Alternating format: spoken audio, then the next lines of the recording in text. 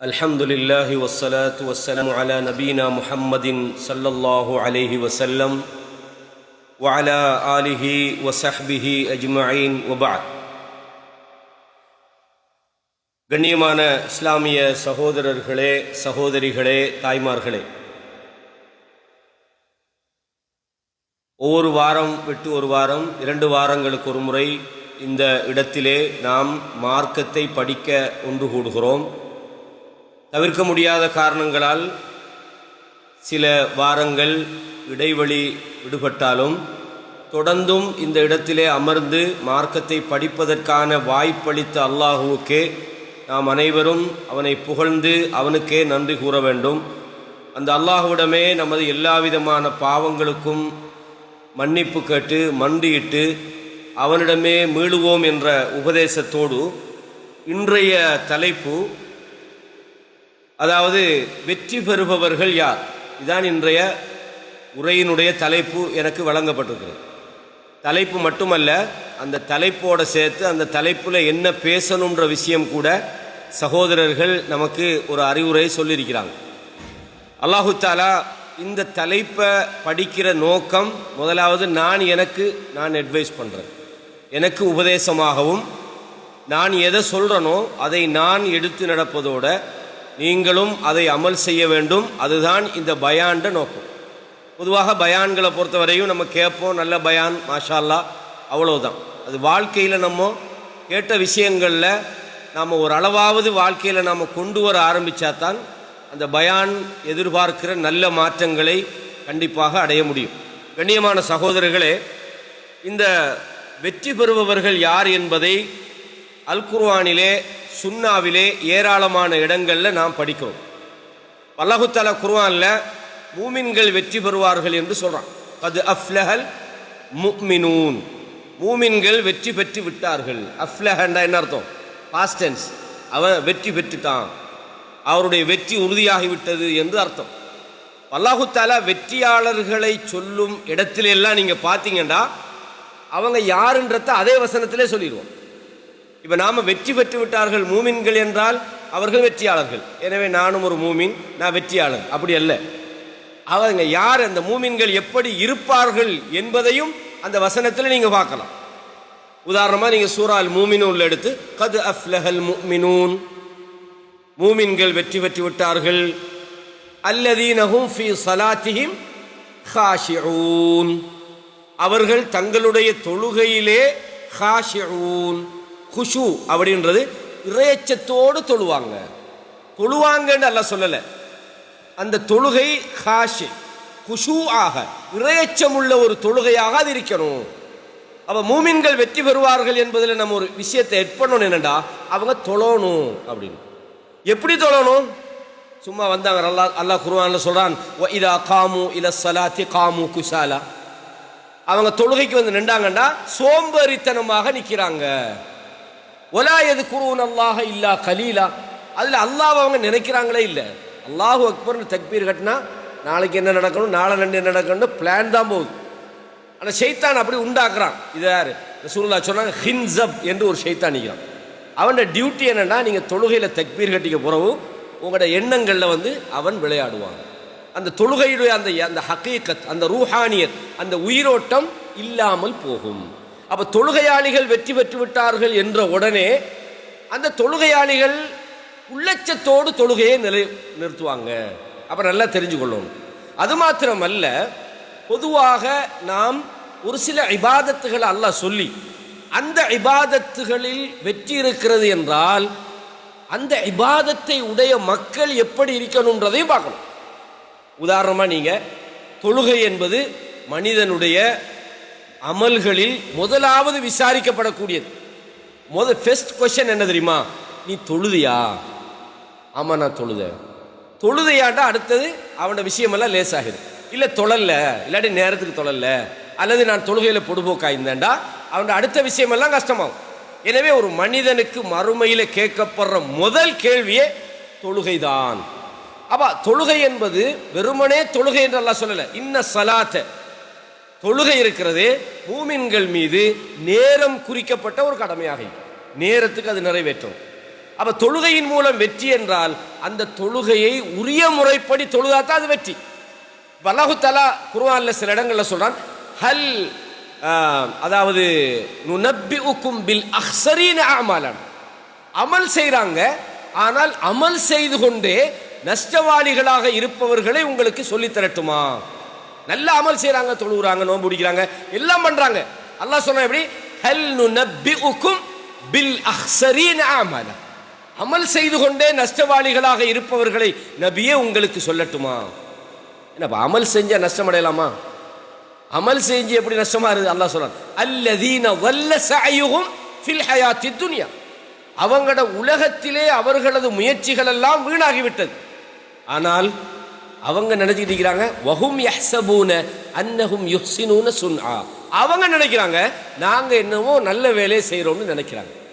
அப்போ தொழுகையாளி வெற்றி பெறுவார் என்பதோடு நிற்கக்கூடாது. அந்த தொழுகையாளி தன்னுடைய தொழுகையின் மூலம் வெற்றி பெறக்கூடிய தொழுகையாளியாக அவர் மாறணும். இது முக்கியமான சில பாயிண்ட்ஸுக்காக நான் ஆரம்பத்தில் இதெல்லாம் சொல்றேன். அது மாத்திரமல்ல, ரசூலுல்லாஹ் ஒரு செய்தி சொல்றாங்க. இதெல்லாம் என்னத்துக்குன்னா, நமக்கு நம்ம தொழுதுட்டாலே நமக்கு போதும்னு நம்ம நினைச்சிடக்கூடாது. அல்லாஹு தஆலா கத் அஃப்லஹல் முஃமினூன், தொழுகையாளிகள் அதாவது மூமின்கள் வெற்றி பெற்று விட்டார்கள், அல்லதீனஹும் ஃபீ ஸலாத்திஹிம் காஷிஊன், அவங்க தொழுகையில் உள்ளேச்சத்தோடு இருப்பாங்க. அப்போ நாங்கள் தொழுகிறோம் தானே, ஆகவே வெற்றியாளர்கள் அப்படின்னு முடிவு வந்துடப்படாது. தொழுகை என்பது வெற்றிக்குரியதாக இருக்குதான்னு பார்க்கணும். வெற்றிக்குரியவர்களுடைய தொழுகையை நம்ம தொழுகிறோமான்னு பார்க்கணும். அப்போ அமல் செய்து தோல்வி அடைகிறவங்க அல்லாஹ் சொல்றானே, அமல் செய்கிறார்கள் தோல்வி அடைகிறார்கள். அப்போ தோல்வி அடையக்கூடிய அமல் செய்யக்கூடியவங்களா நாங்கள் இருக்கிறோமான்னு பார்க்கணும். ரசூலுல்லாஹ் ஒரு முன்னறிவிப்பு சொன்னாங்க. அதாவது இஸ்லாமிய சமுதாயத்தில் ஒரு முன்னறிவிப்பு, ஒரு கூட்டம் வருவாங்க. அந்த கூட்டம் யாருன்னா சஹாபாக்கள்கிட்ட சொல்றாங்க, நீங்க அவங்க தொழுறத்தை பார்த்தீங்கண்டா தஹ்கிரூன ஸலாத்தக்கும் மஅ ஸலாத்திஹிம், உங்க தொழுகையோ அவங்களோட தொழுகையும் உங்களோட தொழுகையை நீங்க கம்பேர் பண்ணி பார்த்தீங்கன்னா நீங்க தொழுகிறது கொஞ்சம் போல உங்களுக்கு தெரியும். தஹ்கிருன்றது அற்பமாக நீங்கள் கருதுவீர்கள். யாரை சொல்றாங்க? நம்மளையா? நம்ம ஏற்கனவே கொஞ்சம் தானே சொன்னது. சஹாபாக்களை சொன்ன நீங்க அற்பமா நினைப்பீங்க. நம்ம என்னடா தொழுகிறோம், அவன் தாண்டா அப்ப தொழுகிறான், அவ்வளோ அழகா தொழுவாங்க. அது மாத்திரமல்ல, தஹ்கிரூன சியாமக்கும் மஅ சியாமிஹிம், நீங்க உங்களோட நோன்ப அவங்களோட நோம்போட ஒப்பிட்டு பார்த்தீங்கடா, யார் சஹாபாக்களுடைய நோன்ப அவங்களோட நோம்போட ஒப்பிட்டு பார்த்தீங்கடா உங்க நோம்பெல்லாம் கொஞ்சம் போல, நம்ம நோம்பே பிடிக்கல போல, அந்த பிடிக்கிறான் பாருங்க நோம்பு அப்படின்ற மாதிரி நோம்பு பிடிப்பார்கள். அது மாத்திரமல்ல, இக்ரஊனல் குர்ஆன், குர்ஆனையும் அவர்கள் ஓதுவார்கள். அது மாத்திரமல்ல, அந்த குர்ஆன் ஓதுதல் என்பது அந்த தொண்டை கீழே இறங்காது, உள்ளத்துக்குள்ள அது வேலை செய்யாது. ரசூலுல்லாஹ் இதுக்கு சொன்னாங்க. இந்த ஆட்களை பற்றி சொல்லும்போது, நீங்க ஐனமா சகிஃப்துமூஹும், இப்போ சஹாபாக்களை விட நல்லா தொழுகிறது வெற்றிக்குரிய விஷயமா இல்லையா? சஹாபாக்களை மிஞ்சிறாங்களப்பா, அப்படி தொழுக, அப்படி நல்லா தொழுகிறவங்க, நல்லா நோன்பு குடிக்கிறவங்க. ரசூலுல்லாஹ் சொன்னாங்க, எங்கு நீங்கள் அவர்களை கண்டாலும் ஃபக்துலுஹும், கொன்றுங்க. தொழுகிறவனை கொல்லலுமா? நோன்பு குடிக்கிறவனை கொல்லலுமா? அப்ப ஏன் கொல்ல சொன்னாங்க? இப்ப இதுதான் நம்ம வெற்றியாளர்கள் யாருன்னு தெரிஞ்சு கொள்ற ஒரு முக்கியமான ஒரு பாயிண்ட். அப்ப நல்லா தொழுதாலும் வெற்றி பெறலாதா? கொல்லுங்கன்னு மட்டும் சொல்லல, ஃபஇன்ன ஃபீ கத்லிஹிம் அஜ்ரன், அவங்கள கொண்டா உங்களுக்கு நன்மை கிடைக்கும்னு சொன்னாங்க. சுப்ஹானல்லாஹில் அலீம். கண்ணியமானவர்களை, இப்போ நீங்க என்னடா இது தொழுகிறதையும் பிரச்சனைன்றார், இப்போ என்னத்தான் செய்ய சொல்றாருன்னு உங்களுக்கு ஒரு கேள்வி வரும். கண்ணியமானவர்களே, நாம் இந்த உலக வாழ்க்கையில் வெற்றி அடையணும்டா அல்லாஹ் சொல்ற ரூட்ல போய் தான் வெற்றி அடையும்.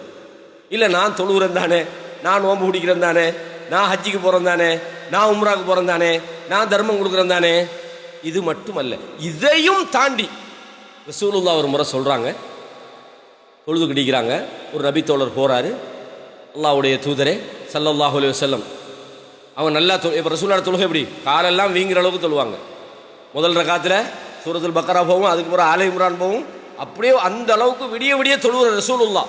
ஒரு முறை கேட்குறாங்க, காலெல்லாம் வீங்கும் அளவு தொழும்போது ஆயிஷா நாய் கேட்குறாங்க, யார் ரசூலுல்லாஹ், உங்களுக்கு தான் அல்லாஹ் முன்னுக்கு பின்னுக்கெல்லாம் பாவங்களை மன்னிச்சுட்டானே, நீங்கள் எதுக்காக இவ்வளவு கஷ்டப்பட்டு அமல் செய்யணும்? என்ன சொன்னாங்க? அஃபலா உஹிப்பு அன் அகூன அப்தன் ஷக்கூரா, நான் அல்லாஹ்வுக்கு நன்றி உள்ள அடியானாக நான் இருப்பதை விரும்பக்கூடாதான்னு கேட்குறேன். நான் அமல் செய்யணும், அல்லாஹ் என்ன மன்னிச்சிட்டாண்டா கூட நான் அல்லாஹ்வுக்கு செய்ய வேண்டிய விஷயங்களை நான் அவனுக்கு நன்றியோட வாழணுன்றாங்க. அந்த ரசூலுல்லாஹ் ஒரு முறை சொன்னாங்க, உங்களில் யாரும் உங்கள் அமல்களை கொண்டு அல்லாஹ்விடத்தில் ஜெயிக்க இயலாது. நீங்க நல்லா இபாதத் செய்றீங்க, ஆகவே நீங்கள் சொர்க்கம் பெறலாம், ஆகவே நீங்க வெற்றி பெறலாம் என்று நினைக்காதீங்கன்றாங்க. உடனே நபித்தோழர் கேட்குறாங்க, யா ரசூலல்லாஹ் வலா அன்த, நீங்களும் தானே அமல் செய்றீங்க, அப்ப நீங்களும் ஜெயிக்க இயலாதா, நீங்களும் தப்ப இயலாதா? வலா அன, நானும், இல்லா அன் யதகம்மதனி அல்லாஹு பிரஹ்மத்தின் மின்ஹு, யாரின் மீது அல்லாஹ்வுட இரக்கம் சூழ்ந்து கொள்ளுமோ அவன் தான் சொர்க்கத்துக்கு போவான், உங்களோட அமலால அல்ல. கண்ணியமானவர்களே, நாம் இந்த தலைப்புல என்ன தேடணும்டா, வெற்றி பெறுவதற்கு என்ன வழி? இது முக்கியமான ஒரு கேள்வி.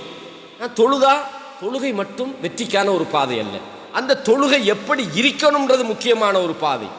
தொழுகையாளிகளாக இருந்தால் நாளைய மறுமையில ரசூலுல்லாஹ் சொல்றாங்க, சில நபர்கள் வருவாங்க, நல்லா தொழுதிருப்பாங்க, நல்லா நோன்பு பிடிச்சிருப்பாங்க, ஆனால் நரகத்துக்கு போவாங்க. நல்லா தொழுதிப்பாங்க, குர்ஆன் ஓதிப்பாங்க, ஜக்காத் கொடுத்திருப்பாங்க, எல்லாம் செஞ்சிருப்பாங்க, ஆனால் நரகத்துக்கு போறாங்க.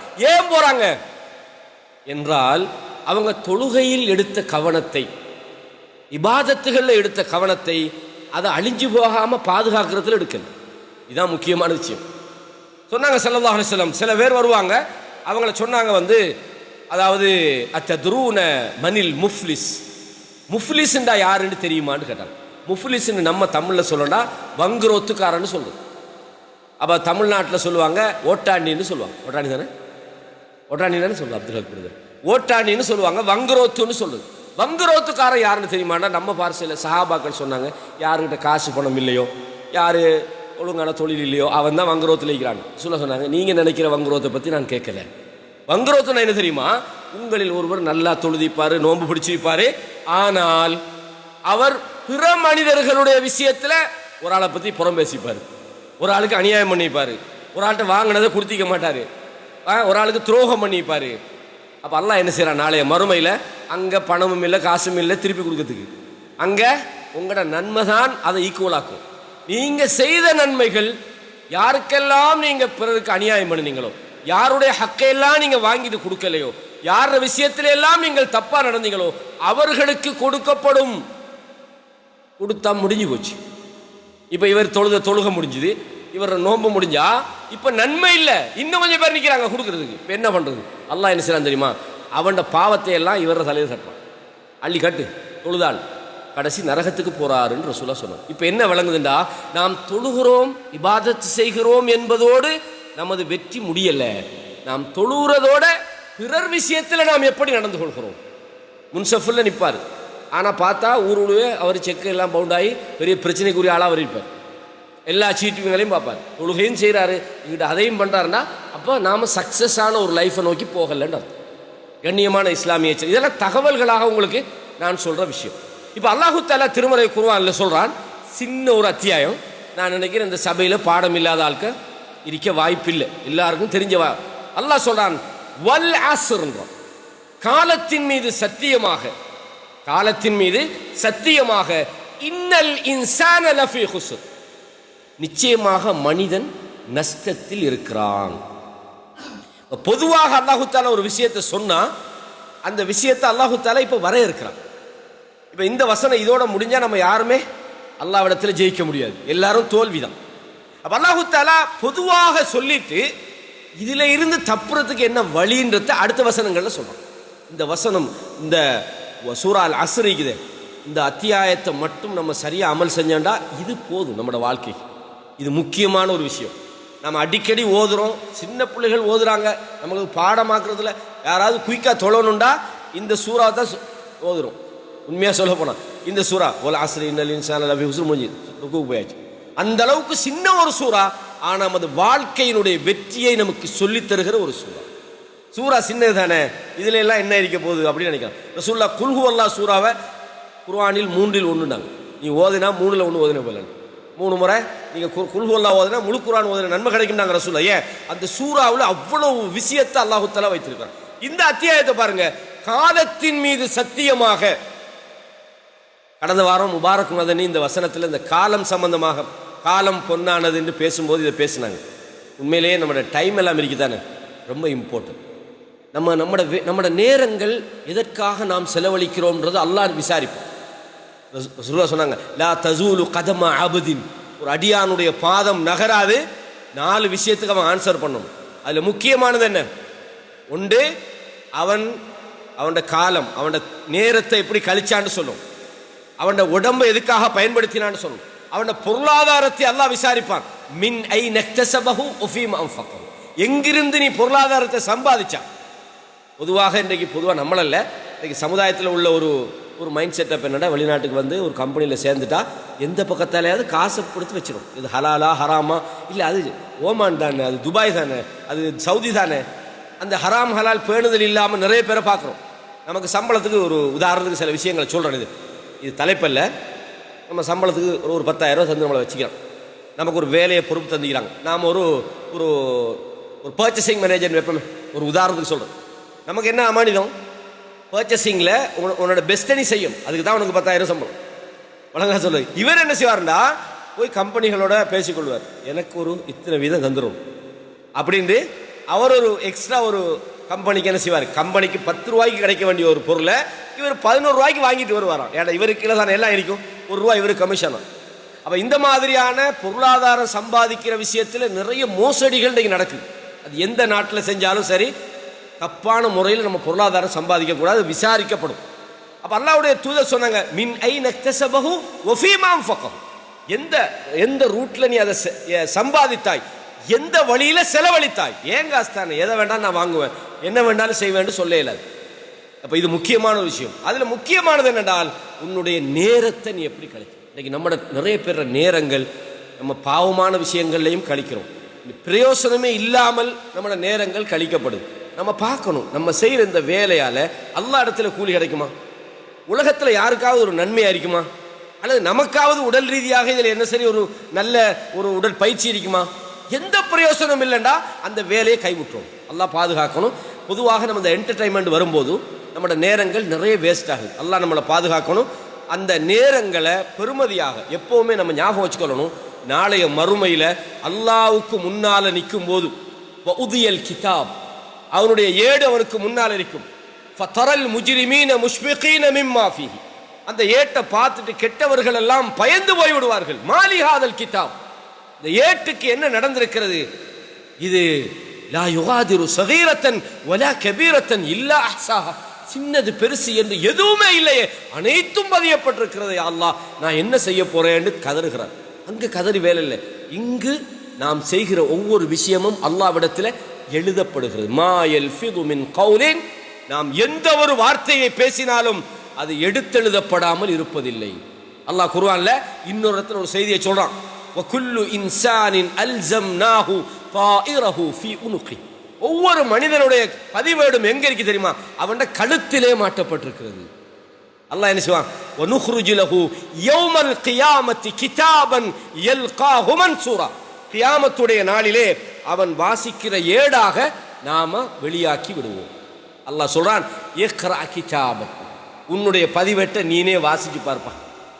உன்னுடைய பதிவேட்டை எங்கேயும் போனா நீனே வாசித்து பார். கஃபா பி நஃப்ஸிகல் யௌம அலைக ஹஸீபா, இன்றைய தினம் உன்னை விசாரிப்பதற்கு நீனே போங்க. யாருக்கிட்டையும் போய் உன்னை பற்றி கேட்க வேணாம். ஓம் புத்தகம் உன் கையில் நிற்குது பாரு, இத்தனை தேதி ஓமால இந்த இடத்துல நான் இந்த வேலை செஞ்சேன். அப்போ அல்லாஹ்வுக்கு விருப்பமில்லாத செயல்களை எந்த நேரத்திலும் நாங்கள் செய்யக்கூடாது. நேரங்கள் விசாரிக்கப்படும். இது தோல்வியாளர்களுடைய விஷயம். எனவே அல்லாஹு தஆலா காலத்தை ஒரு இம்பார்ட்டன்ட் சொல்றான். வல் அஸ்ர், காலத்தின் மீது சத்தியமாக, இன்னல் இன்சான லஃபீ குஸ்ர், நிச்சயமாக, இன்னென்று சொன்னா இன்டீட்னு சும்மா அரபுல, கண்டிப்பாக நிச்சயமாக மனிதன் நஷ்டத்தில் இருக்கிறான். இல்லல்லதீன ஆமனு, யாருக்கு வெற்றி கிடைக்கும்டா, முதலாவது சொல்றான் எவர்கள் ஈமான் கொண்டார்களோ. முதலாவது விஷயம் என்ன, எவர்கள் ஈமான் கொண்டார்களோ. ஈமான் கொண்டார்கள்டா என்ன, ஓகே நான் மதரசால ஆமன்து பில்லான்னு பாடமாக்கி வச்சுக்கிறேன், நான் ஈமான் கொண்டுட்டு தானே இப்போ, அந்த ஈமானா இல்லை. ஈமான் என்பது உங்களோட வாழ்க்கையின் ஒவ்வொரு இடத்திலும் உங்களை கைட் பண்ணும். அந்த ஈமானத்தான் இந்த இடத்துல அல்லாஹ் சொல்றான். ஈமான் என்பது ரசூலுல்லாஹ் சொன்னாங்க, எப்படி சொன்னாங்க, வல்லாஹி லா யுமின் வல்லாஹி லா யுமின் வல்லாஹி லா யுமின், அல்லாஹ் மீது சத்தியமாக அவன் மூமின் இல்லை மூமின் இல்லை மூமின் இல்லைன்னாங்க. யாரு ஆமன்து பில்லா சொல்லலையா, அவனையா இல்லை. யார சொன்னாங்க? எவனுடைய தொந்தரவுல இருந்து அவனுடைய அடுத்த வீட்டுக்காரனுக்கு பாதுகாப்பு கிடைக்கலையோ அவன் ஈமான் உள்ளவன் இல்லை. அப்படின்னா நமது செயல்களுக்கும் ஈமானுக்கும் சம்பந்தம் இருக்கிறது. நாம உதாரணமாக நல்ல மனிதனாக வாழ்றோம், நல்ல அஹ்லாக்கோட வாழ்றோம், அது அடையாளம் நம்மிடத்தில் ஈமான் இருக்கிறது என்று அர்த்தம். நம்மகிட்ட அஹ்லாக் இல்லை, நம்மகிட்ட நல்ல மனிதர்களாக நம்ம வாழல, நம்மளோட தொழுகை ஒழுங்கா இல்லை, நம்மளோட இபாதத்துகள் சரியா இல்லைன்னா நம்மளோட ஈமான்ல பிரச்சனை. ரசூலுல்லாஹ் சொன்னாங்க, ஒரு மனிதன் விபச்சாரம் செய்யும் போது அவன் மூமினாக இருக்க மாட்டான். காரணம் ஈமான் இருந்தால் அவன் விபச்சாரத்துக்கு போக மாட்டான். அப்ப ஈமான் என்பது நம்மளை நெறிப்படுத்தக்கூடிய ஒன்று.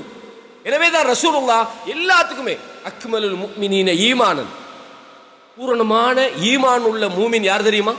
அஹ்ஸனுஹும் அஹ்லாக்கான, அவன் அஹ்லாக்கால் நல்லவனாக இருப்பான்.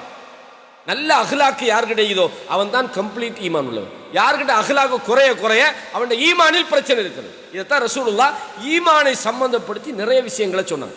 இதை நம்ம சொன்னால் அது தனி தலைப்பாக மாறும். அது ஈமானிய வாழ்க்கையின் ஒரு தலைப்பில் நம்ம அதை பேசலாம். அப்போ முதலாவது வெற்றியாளர்கள் என்றா யாரு? அவங்க மூமின்களா இருக்கணுன்றதை நம்ம விளைவிக்கணும். மூமின் தான் யாரு?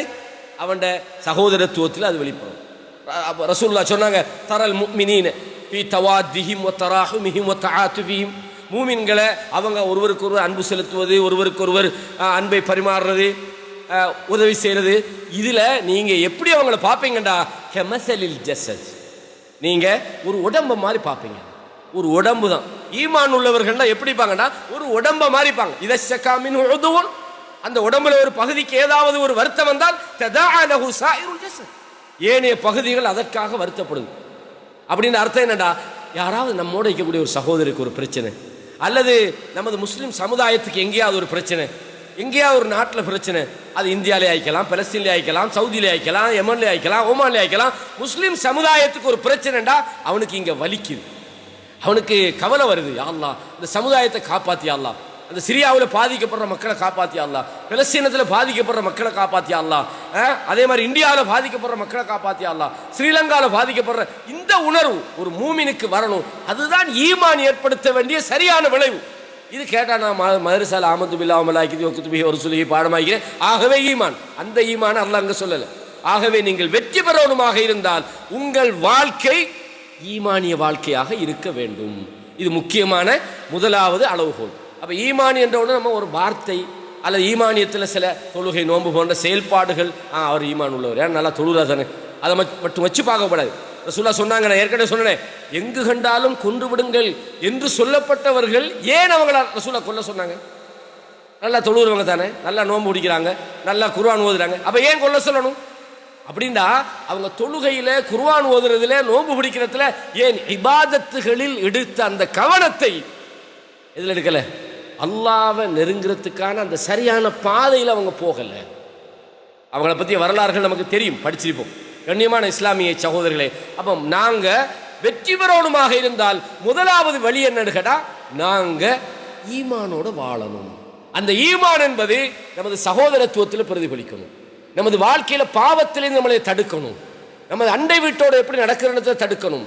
அதே மாதிரி ரசூலுல்லாஹ் சொன்னாங்க, வல்லாஹி உங்களில் ஒருவர் ஈமான் கொண்டவராக மாட்டார் எதுவரையும் ஹத்தா யுஹிப்ப லி அஹீஹி மா யுஹிப்பு லி நஃப்ஸி, தனக்கு எதுவெல்லாம் விருப்பமாக இருக்குமோ அதை தன் சகோதரன் விஷயத்தில் அவர் விரும்பவில்லை என்றால் ரசூலுல்லாஹ் சொன்னாங்க, லா யுமினு அஹதுக்கும், ஈமான் கொண்டவராக முடியாது. அப்படின்னு அர்த்தம் என்ன? இப்போ நான் எனக்கு ஒரு நல்ல பொசிஷன் கிடைக்கும், ஆனால் இன்னொருத்தனுக்கு கிடைச்சா எனக்கு விருப்பம் இல்லை, அப்படின்னா என்ன அர்த்தம்? நீ மூமினே இல்லை. ஏன்? உனக்கு கிடைக்கணும், எனக்கு நல்ல ஒரு வீடு கிடைக்கணும், எனக்கு நல்ல புள்ள கிடைக்கணும், ஏண்ட புள்ள எக்ஸாமில் முதலாக வரணும், ஏண்ட புள்ள எல்லாம் செய்யணும், ஆனால் அடுத்தவன் புள்ள வரப்படாது, வந்தா அவன் அப்படிதான் அவனை அப்படின்னு பொறாமை. அப்போ இந்த பொறாமை என்பது கூட உங்களோட ஈமானை பாதிக்கிறது என்று ரசூலுல்லாஹ் சொன்னாங்க. நான் ஒரு நல்ல லைஃப்ல இருக்கிறேன்டா, என்ன மாதிரி என்ன அடுத்தவன் இருக்கணும்னு ஆசைப்படணும். அப்போ பொறாமை குணம் வந்தா நீங்கள் ஈமானில், அப்போ ஈமான் என்பது வாழ்க்கையின் எல்லா பகுதிகளிலும் பிரதிபலிக்க வேண்டும் என்ற விஷயத்தை இந்த வசனத்தில் நம்ம. அப்ப மனிதன் தோல்வி அடைவதற்கான அடிப்படையான காரணங்கள்ல முதலாவது என்ன?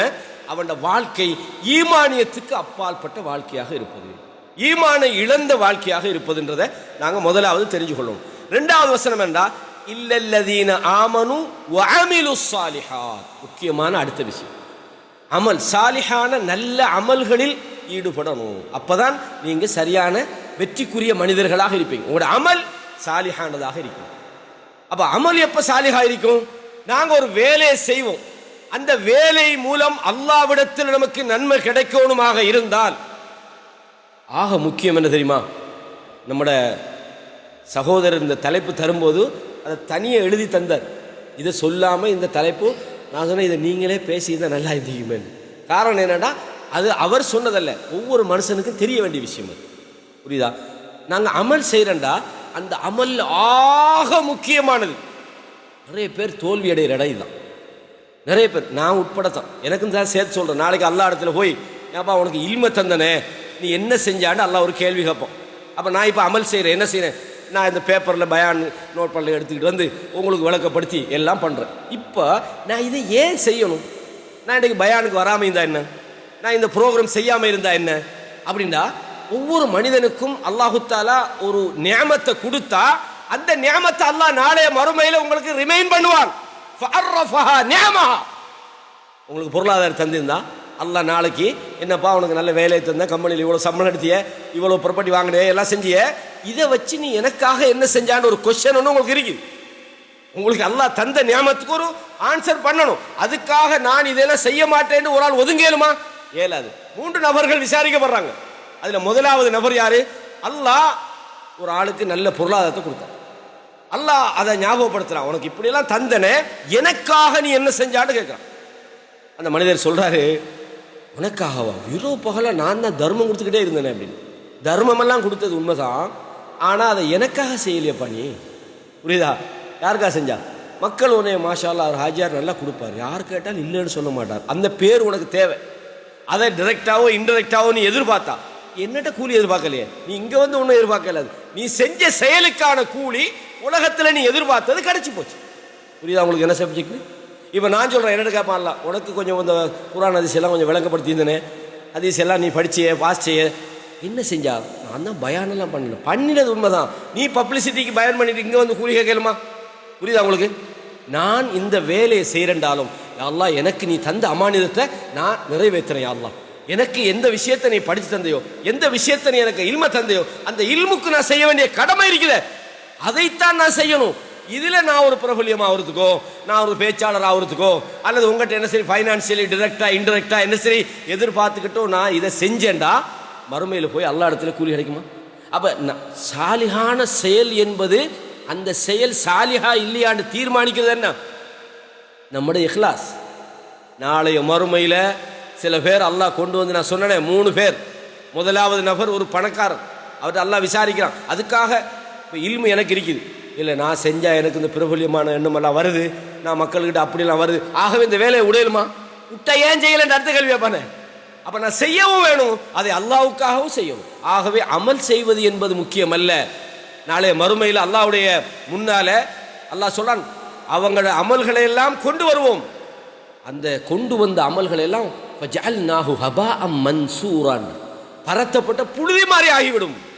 என்ன பிரயோசனம்?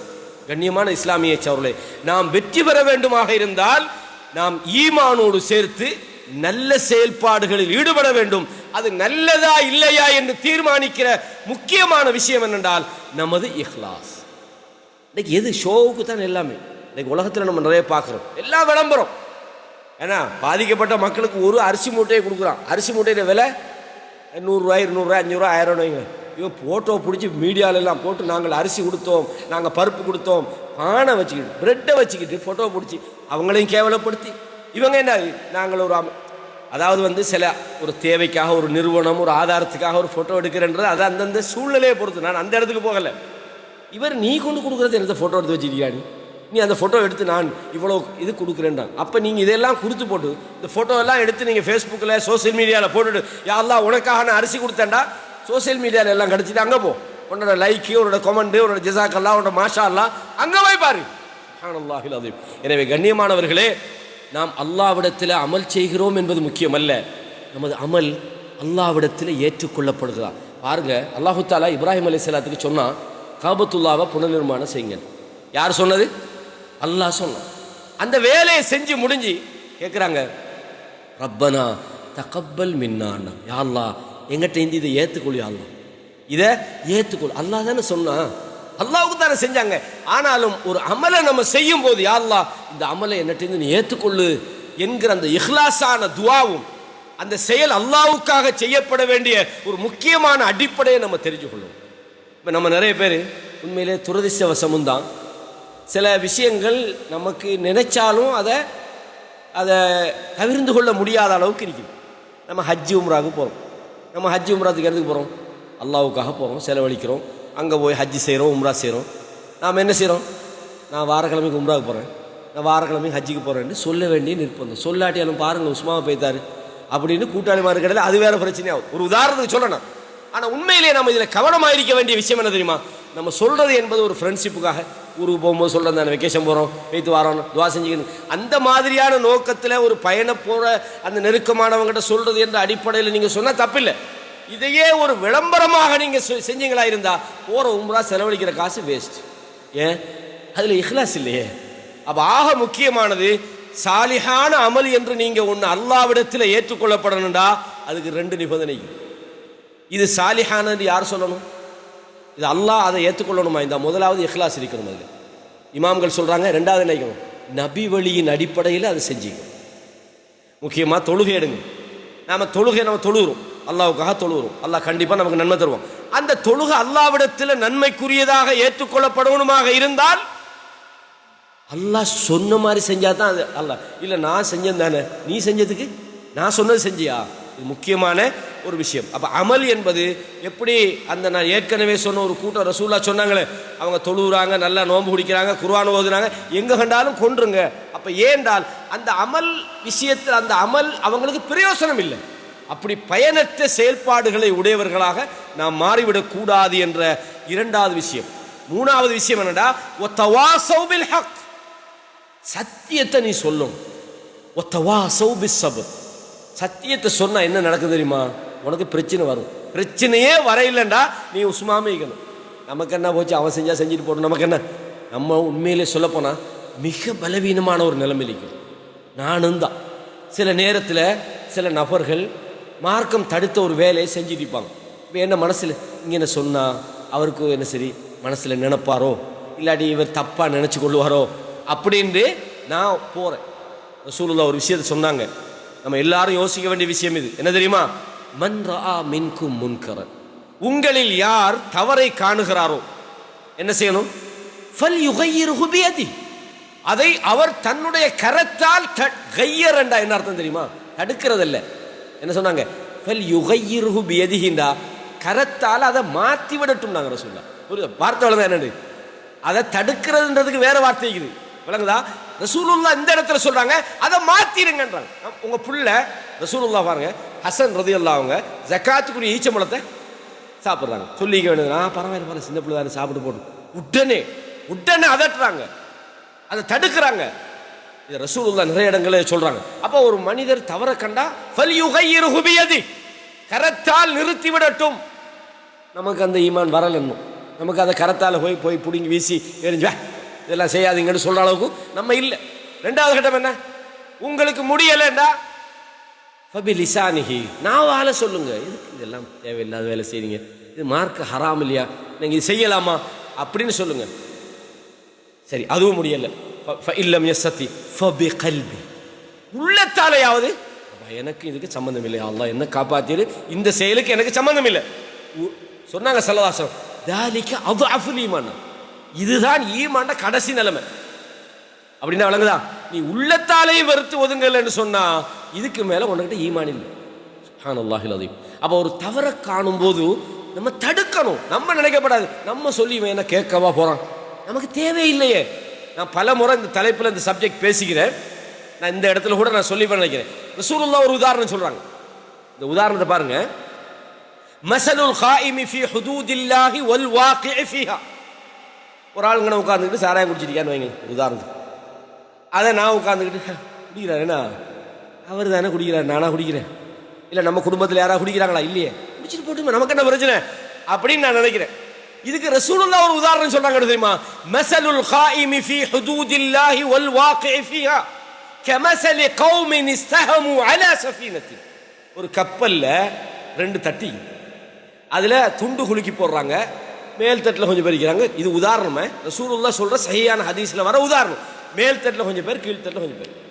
இப்போ தண்ணி எடுக்கணும்னு சொன்னால் மேலே தான் வரணும். கீழே இருந்து தண்ணி கிடைக்காது தானே கப்பலில், மேலே வந்து தான் தண்ணி எடுக்க வேண்டியது. இந்த கீழ்த்தட்டில் உள்ளவன் என்ன நினைக்கிறான்டா, எதுக்கு மேலே போய் இவனுக்கு கரைச்சி கொடுத்துக்கிட்டு, நமக்கு ஒரு சிரமம் தானே, பேசாமல் இந்த நமக்கு இல்லாத தண்ணி ஓட்டை போடுவோமே அப்படிங்கிறாங்க. ஓட்டை போடுறாங்க, மேலே இது எட்டி பார்க்குறாங்க, என்ன ஓட்டை போடுறாங்க, போடட்டு நமக்கு என்ன இது அப்படி நினைப்பீங்களா? கப்பலில் நினச்சா என்ன நடக்கும்? நீங்களும் சேர்ந்து தான் அழிய போகிறீங்க. ரசூலுல்லாஹ் சொன்னாங்க, கையை பிடிச்சி தடுத்துருங்கன்னு. இது என்னத்துக்கு உதாரணம் சொன்னாங்கண்டா, யாராவது தப்பு செஞ்சா ஐஸ் பாவிக்கிறாங்க, நம்ம பிள்ளைய பாவிக்க இல்லையே, எவனோ பிள்ளை பாவிச்சா நமக்கு என்னன்னு நினைக்காதுங்க, தடுப்பதற்கான வேலைகளில் நீங்கள் இறங்குங்க. இதுக்கு தான் சார் இந்த மாதிரி பயான ஏற்பாடு செய்யணும். நம்ம சமுதாயத்தில் நமக்குள்ளேயும் தான் நம்மளை சுற்றி நடக்கிற தவறுகள் தடுக்கப்படணும்டா இது மாதிரியான விஷயங்கள் நம்ம செய்யணும். அந்த